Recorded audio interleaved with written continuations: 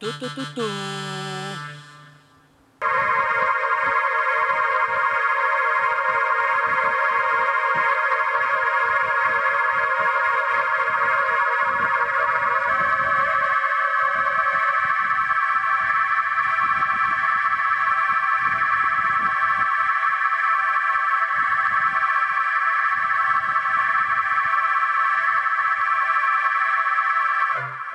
Cienījamie dāmas un kungi, gods jums piedāvāt jaunu raidījumu sēriju Autors runā pie koka.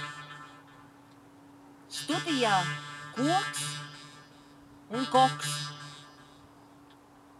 Autoram būs ziņojumi, kas tiks nodoti laikā un telpā. Cienījamie brāļi un māsas un visas citas būtnes šajā laikā un telpā, gods jums piedāvāt autoru realitātes zīmēšanas teoriju.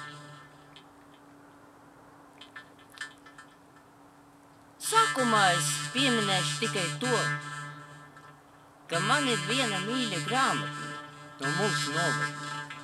Un tāds Edvards Liecmans uzrakstīja grāmatiņu A Book in Every Home.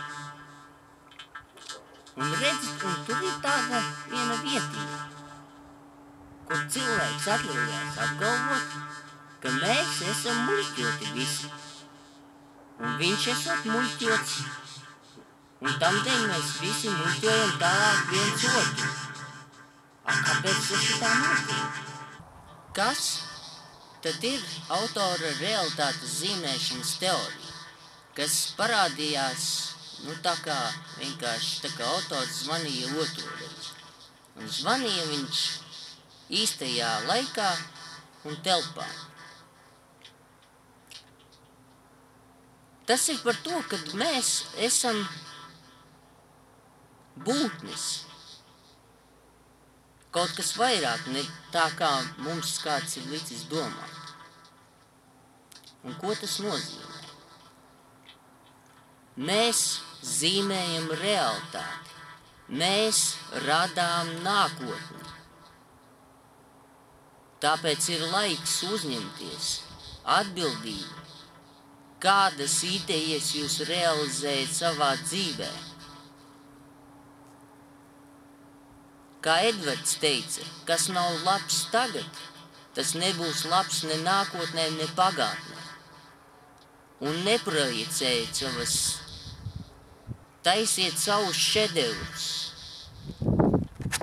Jūs katrs to varat. Un es zinu, ka nākamā gada laikā jūs visi to sapratīsiet.